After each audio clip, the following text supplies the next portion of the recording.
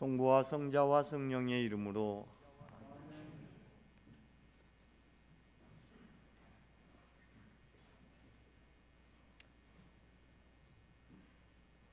얼마 전까지만 해도 푸르름을 자랑하던 제 뒤에 저 나무들은 앙상한 가지만 남았습니다.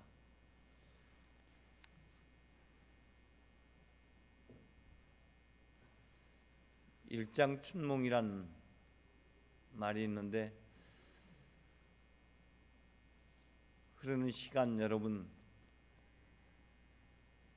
결코 여러분을 기다려주지 않는다는 것 기억하시고, 한바탕 인생의 꿈이 되지 않고 의미가 되기 위해서는 매 순간에 우리가 깨어 있어야 될 줄로 믿습니다. 특별히 요즘 복음은 계속 하나님의 나라 그날에 대해서 강조해서 말씀하고 있습니다. 그날의 이중성을 여러분들이 다시 한번 상기하셨으면 좋겠습니다. 그날, 그 시간은 어떤 이들에게는 기쁨과 즐거움과 행복의 날이 될 수도 있고, 어떤 이들에게는 고통과 괴로움의 날이 되기도 합니다. 그날 어떤 이는 하늘로 불림받는 은혜가 있지만, 어떤 이는 슬피 울며 통곡하는 이들 또한 있습니다. 그날의 이중성은 주어지는 것이 아니라 빚어가는 것입니다. 그 모든 것은 여러분들 선택과 여러분들의 적절한 응답에 의해서 나눠지게 됩니다.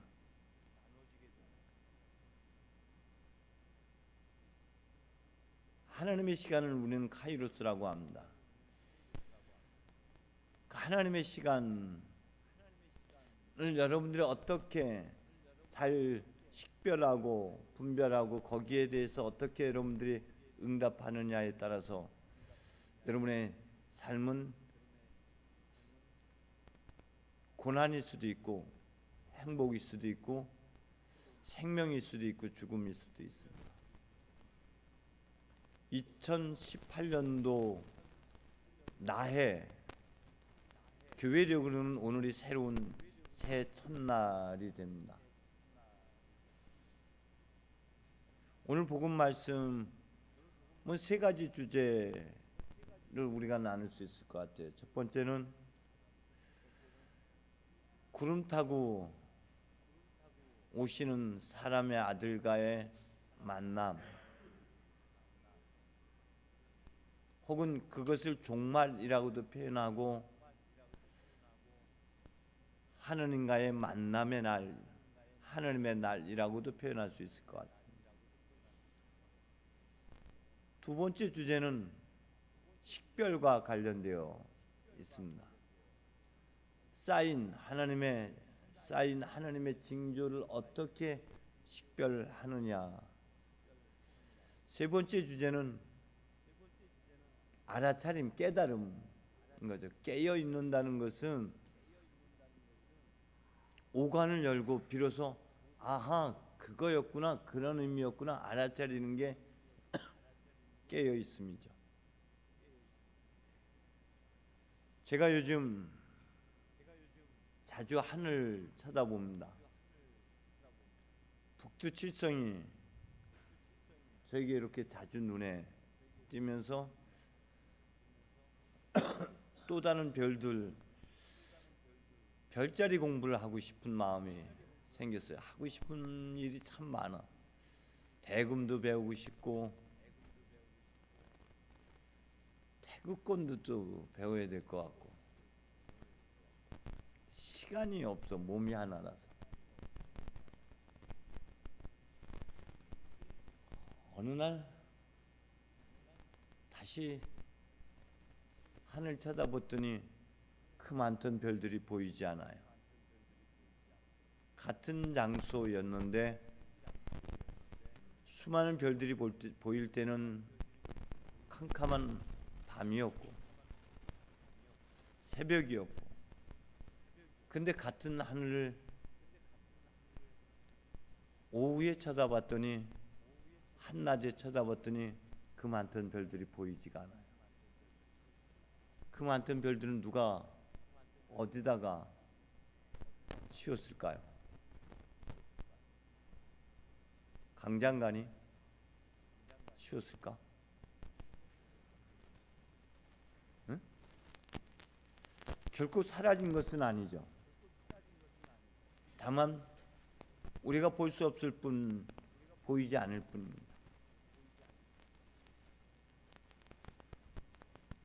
제가 지난 피정 때 눈에 몇 군데 절을 갔었고 눈에 다가왔던 것이 시무도라고 했어요. 내 안에 하나님에 대한 그리움, 하나님에 대한 갈망과 더불어서 하나님의 만남에 대한 두려움, 이중적인 마음 여전히 우리 안에 있습니다.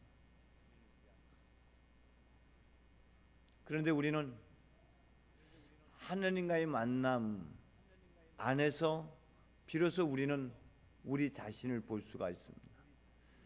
그런데 우리는 우리 자신을 하나님과를 만난다는 것, 하나님을 본다는 것은 곧 자기 자신을 보게 되고 자신을 깨닫게 된다는 것이죠. 하느님 앞에 서 있는 이사야는 자기가 깨끗한 사람인 줄로 알았더니 하느님과 마주하는 순간 하느님의 거룩함 앞에서 자신의 흠과 티가, 자신의 죄가 드러나게 됩니다. 베드로 역시 마찬가지 그리스도이신 예수 앞에서 자신은 죄인이라고 고백할 수밖에 없습니다. 하나님과 만난다는 것은 곧 자신을 만난다는 것이고, 우린 끊임없이 그런 나를 찾아 방황하는 삶을 삽니다.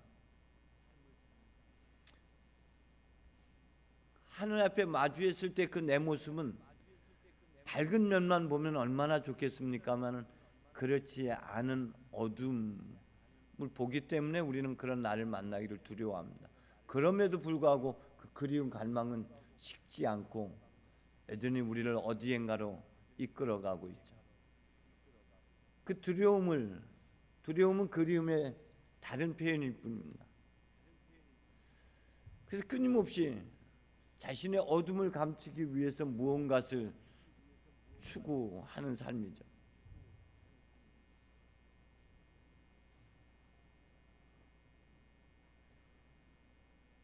제가 시무도를 보면서 끊임없이 제 자신을 다시 한번 바라보게 됐습니다. 내 안에 그리움은 어떻게 남아있을까? 내 본질, 내 본래 모습은 어떤 것이었을까? 근데 우리는 한낮에는 그런 그리움을 알아차리지 못해요. 어두운 밤에만 별을 보게 되고 그 별은 우리의 그리움, 갈망을 상징하게 됩니다. 길 잃었던 동방 박사들은 그 밤의 별빛을 보고 어둠 속의 그 별빛을 보고 그 자신 안의 그리움을 알아차리고 날 찾아 떠나는 그 여정을 가게 됩니다. 우리 삶에서 우리 끊임없이 분주하고 뭔가를 추구하다 보니까 또 때로는 낮의 삶을 살다 보니까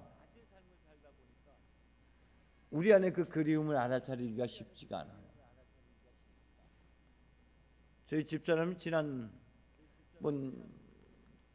수요일 때 관상기도를 하고 나눌 때 가장 멋진 춤이 멈춤이라는 고백을 했어요. 목요일 날 것 같아요. 가장 멋진 춤이다. 움직이는 것만이 춤이 아닌 것이죠.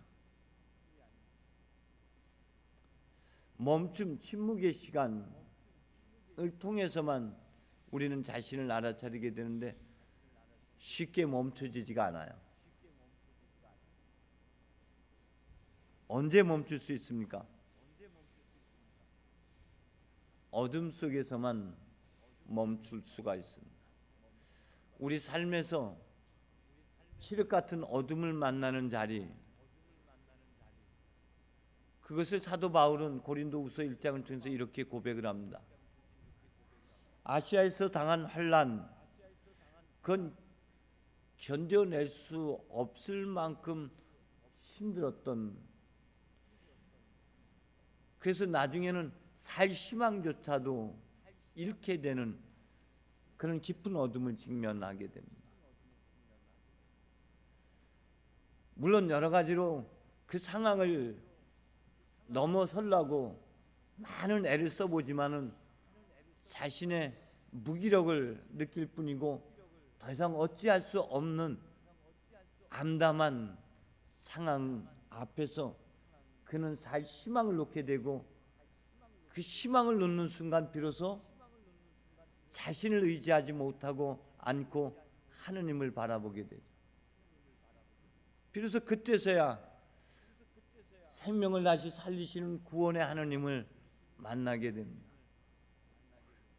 우리도 삶에서 내가 기운이 남아있을 때는 여전히 한낮의 삶일 뿐이에요. 자신의 무기력함, 자신의 무능력, 자신이 어떤 것도 할 수 없는 아무것도 아닌 존재라는 그 앞에 섰을 때만 우리는 자신 안에 이 그리움을 알아차리게 되고, 그래서 자신을 찾아 나서게 됩니다. 자신의 한계 상황, 자신의 무기력함을 고백하는 칠흑 같은 어둠, 절망 속에서만 우리는 하나님을 만나게 됩니다.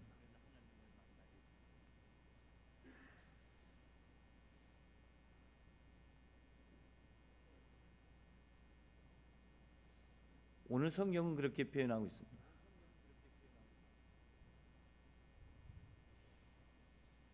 그 재난이 다 지나면 해는 어두워지고 달은 빛을 잃고 별은 떨어지고 모든 천체가 흔들릴 것이다. 이때가 창세기 1장에서 그렇게 표현하고 있습니다. 하나님께서 천지를 창조하셨는데 아직 땅에는 아무것도 생기지 않았고 그 물 위에 깊은 어둠이 덮고 있었고 하나님의 기운이 그 물 위에 휘돌고 있었다. 근데 그 어둠을 향해서 하나님께서 빛이 생겨나며 빛이 생겨났다. 저는 이것을 한처음 태초라고 표현하고 싶어요. 천지가 개벽되는 날입니다. 그 천지의 개벽은 내 꿈이 무너지는 날, 나에 대한 희망과 나에 대한 기대, 그 모든 것들이 무너지는 날, 그날이 한처음이고 그날이 태초입니다. 근데 그때에 하늘이 열리고 하늘이 쪼개지고라는 표현이 성경에는 나오고 있습니다. 하늘이 쪼개진다, 하늘이 갈라진다, 하늘이 열린다는 말은 이는 내 사랑하는 아들, 내 기뻐하는 자라는 하늘의 음성이 들려지는 자리고, 하나님이 비로소 우리 인간의 삶 속에 개입하는 그 시간이다. 우리가 아무것도 할 수 없는 그 자리가 하나님의 사역이 시작되는 바로 그 순간입니다. 내가 하려고 발버둥치는 때는 더 이상 어떤 것도 이뤄낼 수가 없지만 난 아무것도 아닌 존재, 난 아무것도 할 수 없는 그 절망의 자리에서 하나님은 새로운 역사, 새로운 삶을 빚어냅니다. 자궁이라는 어둠 속에서 한 생명이 태어나는 것입니다.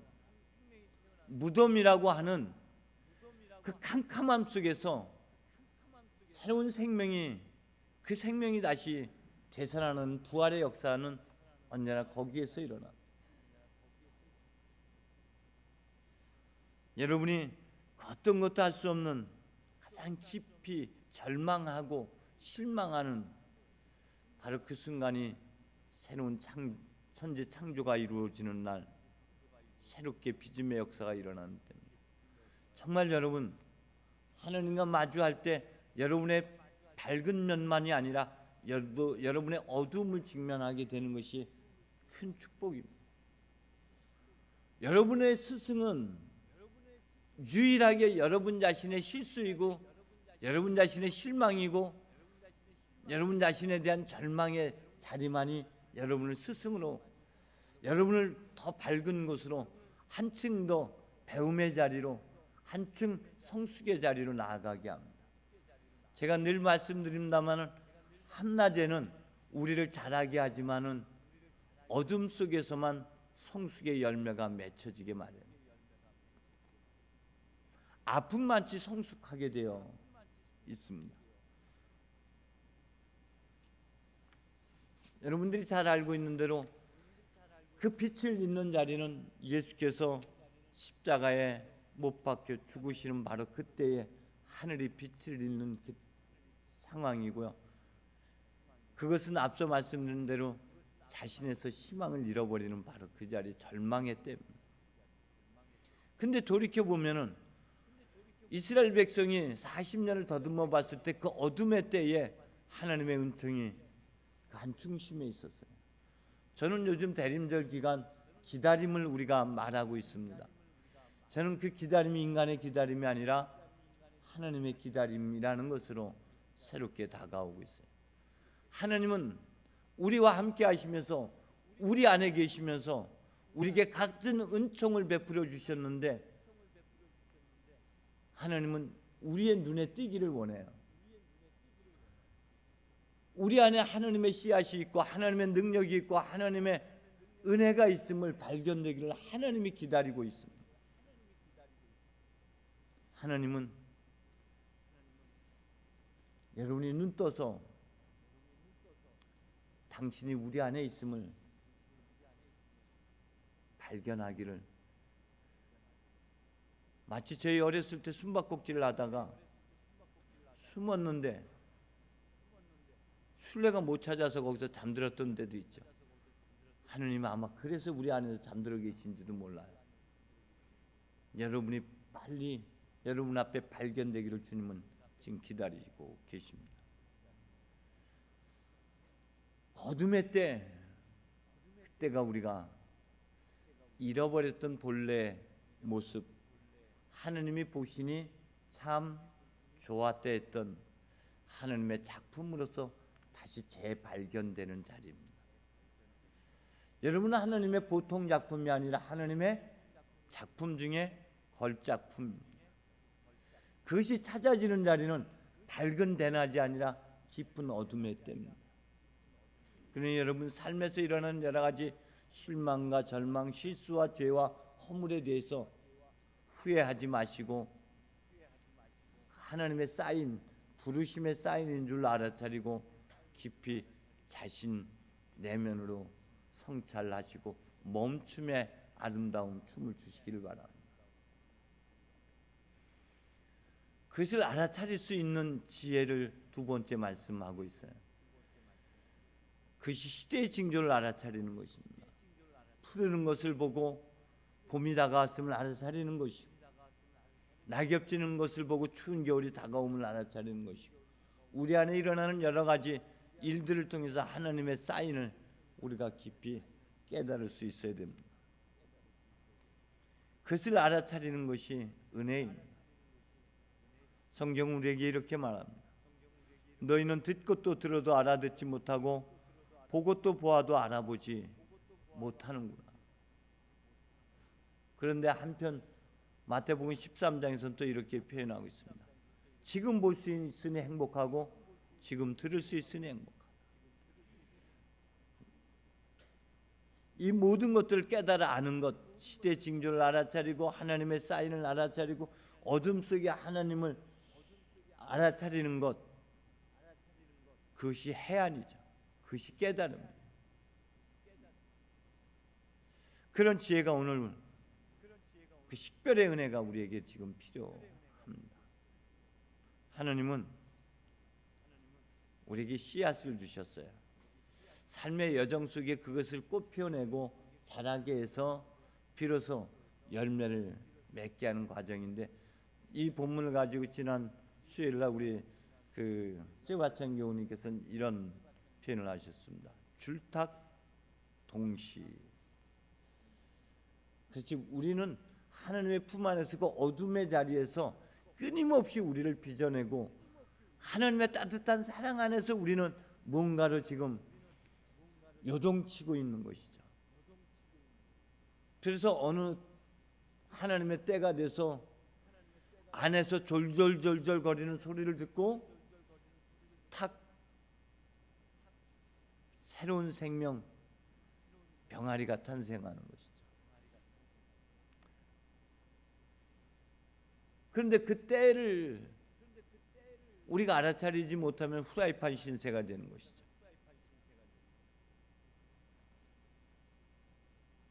여러분, 원래부터 하나님의 작품입니다. 그것을 잘 털어내야 될 필요성이 있습니다.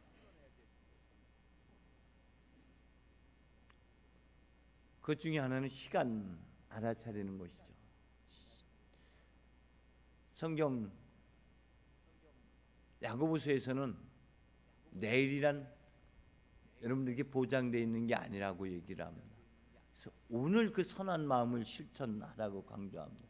며칠 전에 어느 분에게 그런 이야기를 들었어요. 내일이 없는 사람들도 있다.